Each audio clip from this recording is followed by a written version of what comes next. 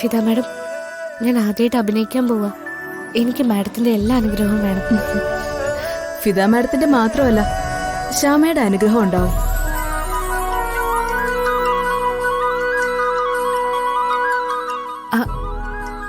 അതെങ്ങനെ? ശ്യാമ മാഡത്തിന് അറിയോ ഞാൻ അഭിനയിക്കുന്നത്? ആ, അറിയാം. ഈശ്വര, എന്റെ ഭാഗ്യ. ആശംസകൾ അറിയിക്കാൻ പറഞ്ഞേൽപ്പിച്ചിട്ടാ പോയത്. നന്ദിയുണ്ട് കേട്ടോ. ഇത്രയും വലിയൊരാളോട് എന്റെ വിശേഷങ്ങളൊക്കെ പറയുന്നുണ്ടല്ലോ.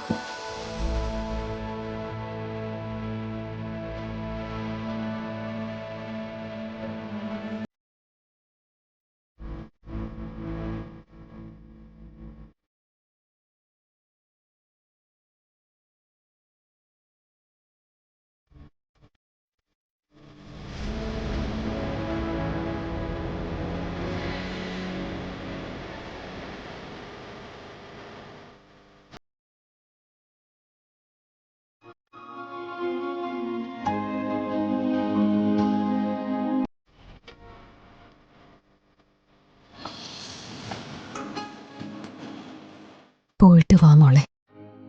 ദൈവം നിന്റെ കൂടെയുണ്ട്, നിന്റെ അമ്മയും. ഇറങ്ങട്ടെ.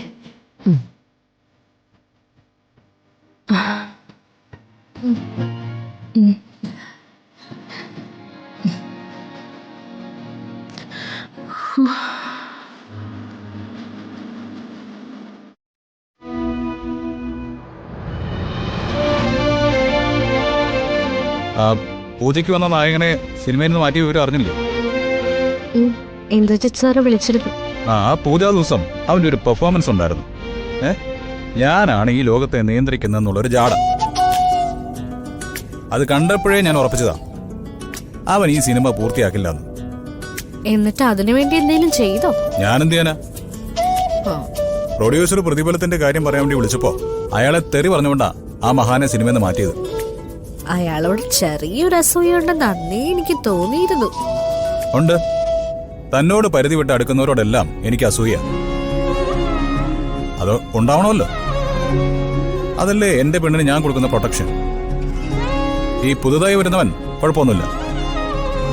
റോഷ്, അവന് അവന്റെ കരിയർ മാത്രമാണ് ശ്രദ്ധ. അതിനുവേണ്ടി ഹാർഡ് വർക്ക് ചെയ്യുന്നവനാ. അവന്റെ തീരുമാനങ്ങൾ അവൻ മാറ്റാതിരുന്ന അവൻ ഈ സിനിമ പൂർത്തിയാക്കും. എന്റെ റോഷ, കാത്തോളണേ.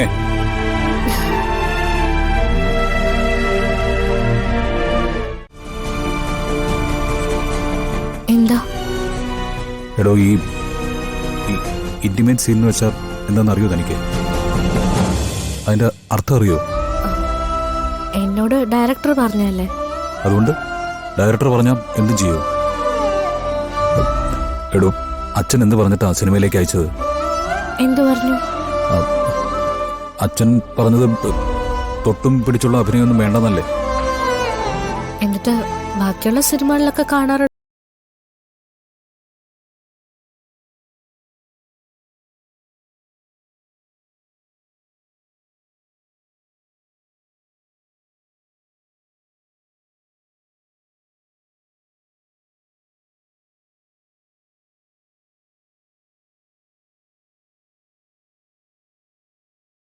ഇഷ്ടപ്പെടുന്നില്ലെങ്കിൽ പോയിക്കോ.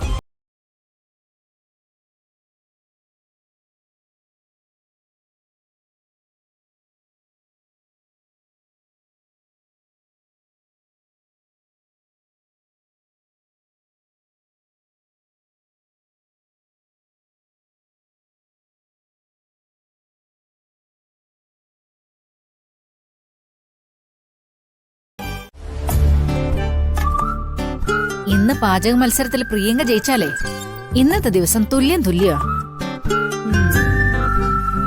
ഇന്നലെ അവള് പരാജയപ്പെട്ടത് വെച്ച് നോക്കുമ്പോ നാളത്തെ ദിവസം നിന്റെ കയ്യിലാ. നാളത്തെ ദിവസം അവൾക്ക് വീണ്ടും പാചകമല്ലേ. നാളത്തെ ദിവസം അവൾ അതിൽ തനിയെ തോറ്റോളും.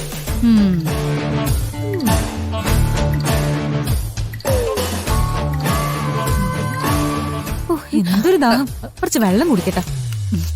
ചെറിയ എന്താ ഇവിടെ നിൽക്കുന്നത്? അത് എനിക്ക് നല്ല ദാഹം. വെള്ളം കുടിക്കാൻ വന്നതാ. എന്നിട്ട് വെള്ളം കുടിച്ചില്ലേ? കുടിച്ചു, കുറച്ചു മുന്നേ കുടിച്ചു. പിന്നെന്തിനാ ഇവിടെ നിൽക്കുന്നേ? മത്സരത്തിന്റെ നിബന്ധനകളൊന്നും അറിയില്ലേ?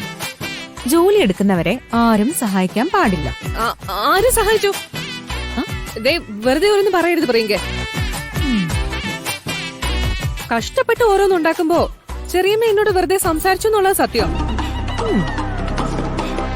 അല്ലാതെ ഒരു സഹായം ചെറിയമ്മ ചെയ്തിട്ടില്ല. ഓ നീയോ ഏട്ടത്തി, അതിനിപ്പോ ദേഷ്യമൊന്നും വിടണ്ട.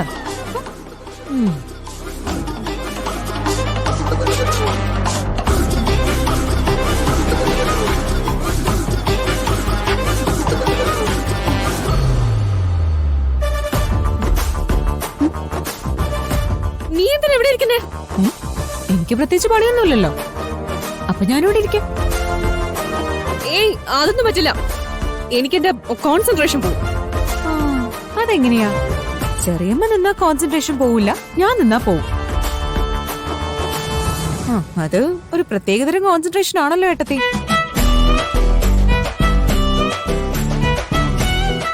ചെറിയമ്മ എത്ര നേരം ഇതിനകത്ത് നിൽക്കുന്നോ അത്രയും നേരം ഞാൻ ഇവിടെ തന്നെ ഉണ്ടാവും. ഏട്ടത്തിക്ക് സംസാരം കേൾക്കല്ലേ വേണ്ടു.